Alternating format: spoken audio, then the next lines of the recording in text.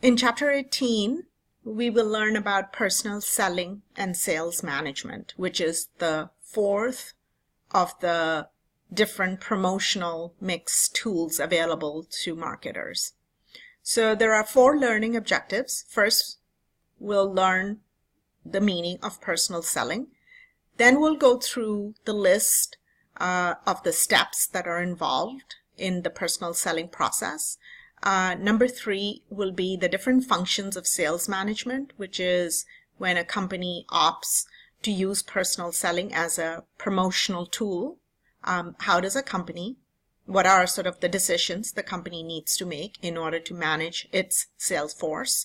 And then the last objective is to understand the meaning of customer relationship management. So personal selling as a promotional tool is mostly viable or mostly makes sense in a B2B context where businesses are reaching out to other businesses. It is the only interpersonal communication mode or tool available to the marketer, as the others, which is advertising, sales promotion, and public relation, are all mass communication tools. Therefore, personal selling, I guess, makes most important or is most important if the product has a high value, is custom made, so needs special attention to explaining to the customer how the product should be used. When the product is technically complex, again, therefore, needing that one-on-one communication between the buyer and the seller to explain the different functions of the product.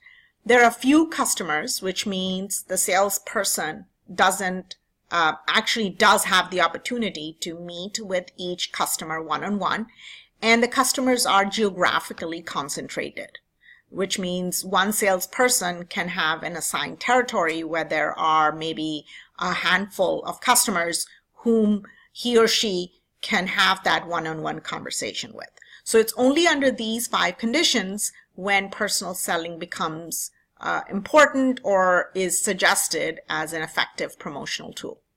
So there are different steps in the selling process, and as everything else in marketing, there is a sort of a process-driven approach to it.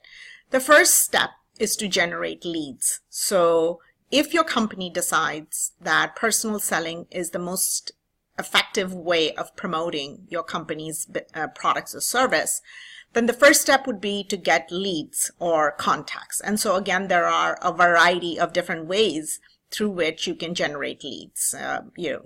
Going to a trade show, using referrals, going to networking events, any of those can help you generate a list of potential customers.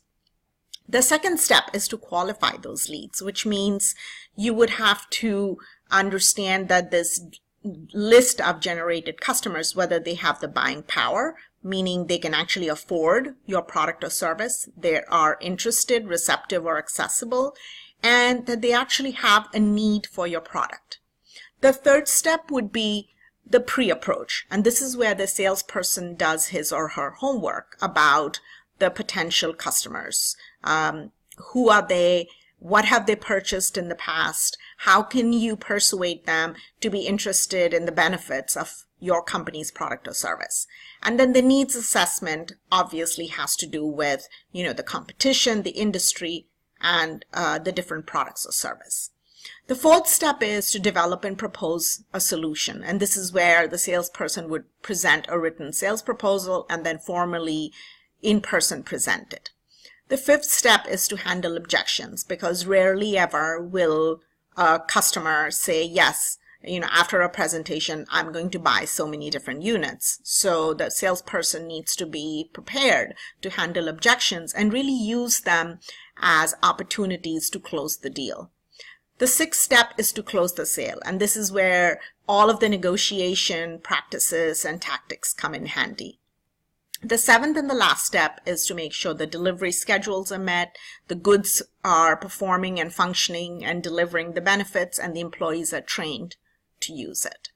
So when a company does decide to use personal selling as a promotional tool, sales management comes in handy. And this is where the company needs to manage a sales force team, all the different sales reps that will promote the company. And therefore, sales managers then have these 5 different responsibilities. They need to define the sales goals, determine the sales structure, recruit and train the sales force, compensate and motivate the sales force, and evaluate the sales force. And your textbook gives you brief explanations for each of these responsibilities.